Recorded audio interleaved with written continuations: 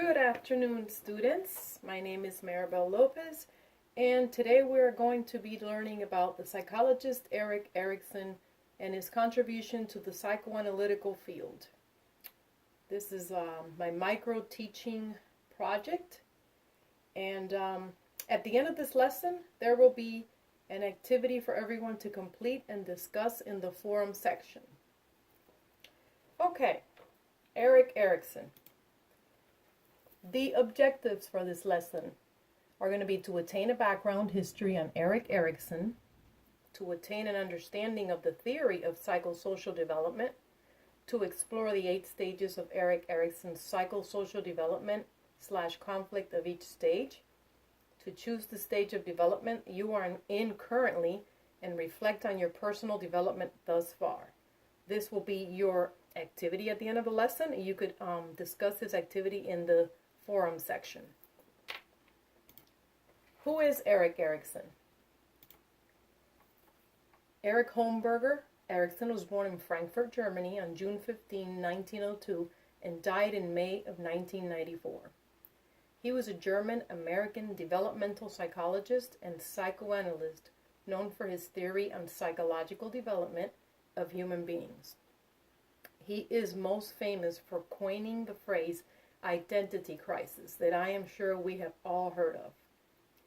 Erik's mother raised Erik on her own until she married a physician by the name of Dr. Theodor Homburger. The fact that Homburger was not Erik's biological father was concealed from Erik for many years. When he did learn the truth, Erikson was left with a feeling of confusion about who he really was. Hence the identity crisis. His adoptive father never truly accepted him as he accepted his own daughters. He never met his biological father, and this early experience helped spark his interest in the formation of identity. Erikson would explain that as a child, he felt confused about who he was and how he fit into his community. His interest in identity was further developed based on his own experiences in school. At his Jewish temple school, he was teased for being a tall, blue-eyed, blonde, Nordic-looking boy who stood out among the rest of the kids. At grammar school, he was rejected because of his Jewish background. These early experiences helped fuel his interest in identity formation and continued to influence his work throughout his life. What is psychosocial development? Well, Erikson's psychosocial development considers the impact of external factors, parents and society, members on the personality development from childhood to adulthood. Erik emphasized that the environment played a major role in self-awareness, adjustment, human development, and identity. Each of Erikson's stages of psychosocial development focuses on a central conflict. People face generalized challenges throughout life, and the ways in which they answer these challenges determine whether they developed further or stagnate at a particular stage of development. Now we're going to explore the stages of psychosocial development. The 8 stages of psychosocial development. The first stage, which is called basic trust versus mistrust, begins in infancy. It goes from infant to 18 months, approximately. And it states that if a child is provided with a safe, caring, nurturing, and loving environment, the child will develop trust in his or her caregivers and trust the world in general. However, if the above is not established, then the child will grow up believing the world is an unsafe and dangerous place, hence the conflict. The caregiver's emotional health is critical at this stage, and I would say in the very early stages in a child's life, in order to determine how this child will view the world as he or she develops and grows into adulthood. Stage 2, early childhood. Autonomy versus shame and doubt. This goes from the 18 months to about 3 years old, and it states that if a child is allowed to explore his or her surroundings as well as what they are able to do, they establish a sense of independence and control. However, if the above is not established, then the child may grow up lacking will and determination. Again, the caregiver's emotional health is critical at this stage in order to allow the child to explore, as well as support and help the child with their personal needs to help develop the child's autonomy/independence. Moving on to stage 3, the preschool years. Stage is initiative versus guilt, and it goes from 3 to 5 years old. This stage states if a child is allowed to explore their environments, make discoveries, and begin to shape their personalities, he or she will establish that they can do things on their own and establish independence. However, if a child is made to feel guilty about his or her own choices, the child will develop a sense of guilt rather than an initiative. The caregiver's emotional health, once again, at this stage is allowing the child's exploration as well as allowing the child freedom to make safe choices in order to help develop the child initiative traits. Stage 4, school age, industry versus inferiority, which goes from 5 years to 13 years. At this stage, a child compares self to others, so it is very important for caregivers, teachers, and members of society not to make the child feel less than or compared to others. If a child is allowed to focus on the self, on personal pride and accomplishments, he or she will establish a sense of competence. Otherwise, a child will establish a sense of inferiority, again, which involves the conflict.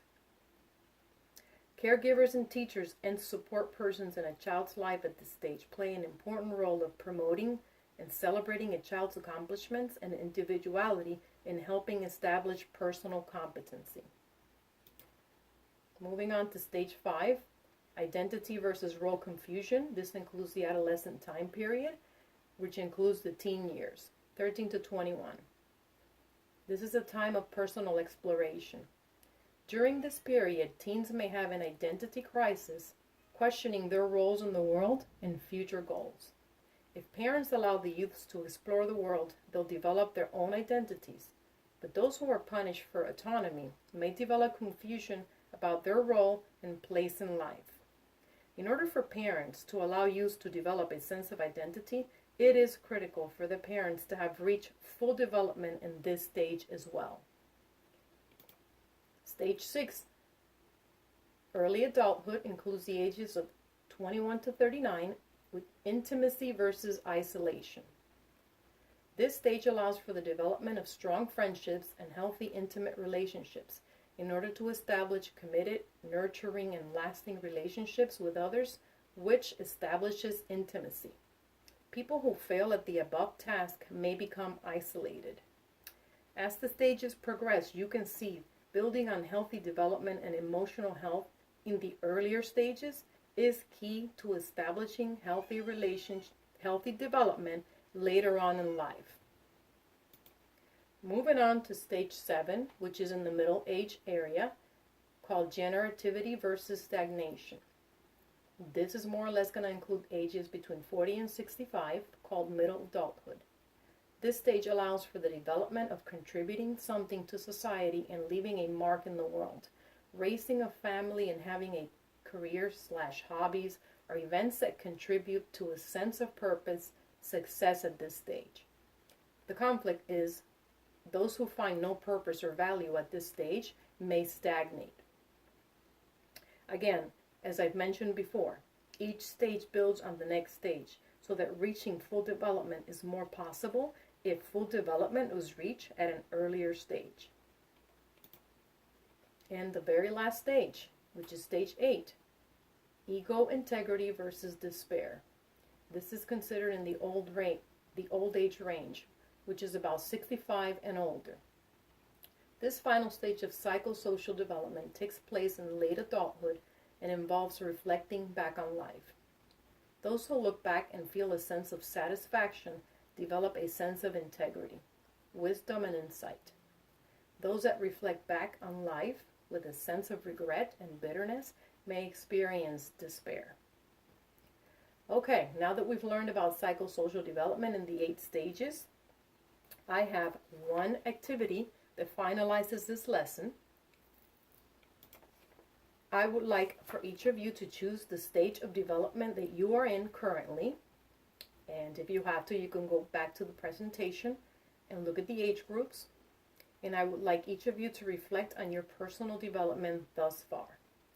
You may go ahead and discuss in the forum. This concludes my lesson, and good luck to everybody out there.